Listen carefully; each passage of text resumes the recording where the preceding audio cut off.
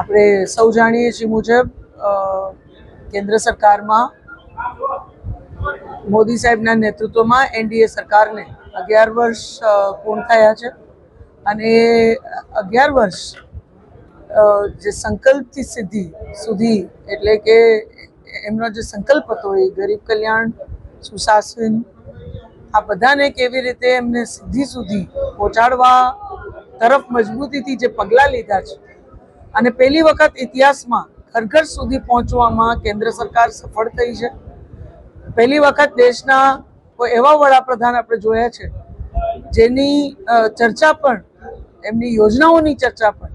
ઘર ઘર સુધી થતી હોય, દરેક ગામડામાં, દરેક ચોરા સુધી થતી હોય, દરેક પરિવાર સુધી થતી હોય, એ પ્રકારની વ્યવસ્થા આપણે પહેલી વાર જોઈ છે. જામનગર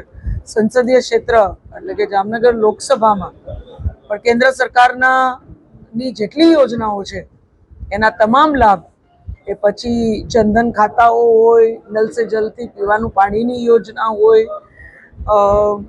નિઃશુલ્ક રાશન હોય, આરોગ્ય કાર્ડ્સ હોય, બીજી બધી બેનિફિટ્સ જેમ કે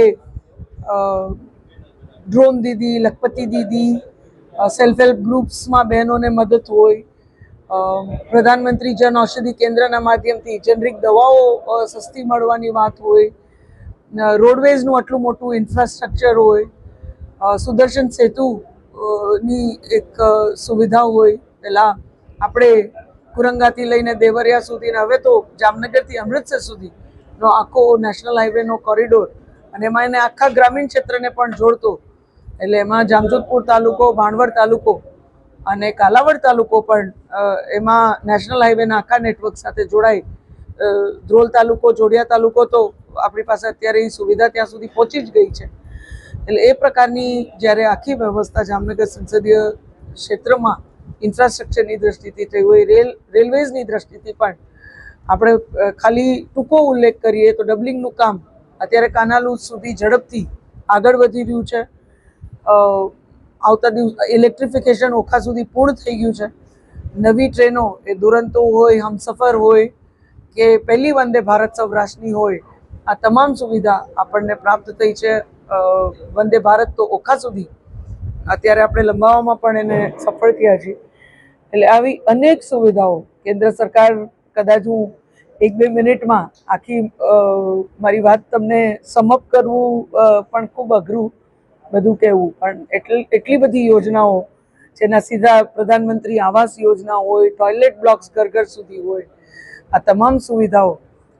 જે રીતે પ્રાપ્ત થઈ છે, સાથે રાષ્ટ્રીય સ્તરે પણ જે રીતે મોદી સાહેબના નેતૃત્વમાં ભારતનું ગૌરવ અને ભારતની ઈચ્છા શક્તિ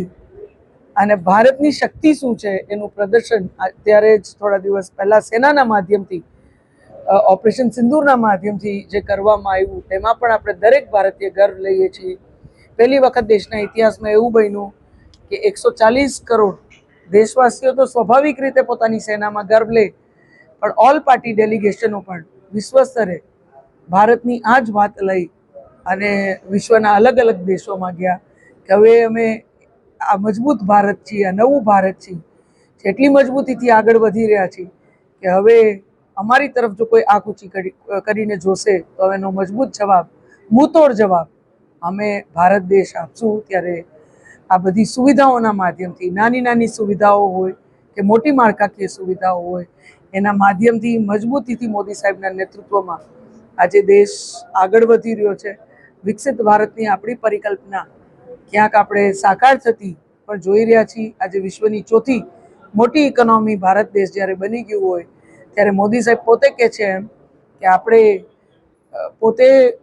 વોકલ ફોર લોકલ એટલે કે લોકલ પ્રોડક્ટ્સના આગ્રહી બનીએ.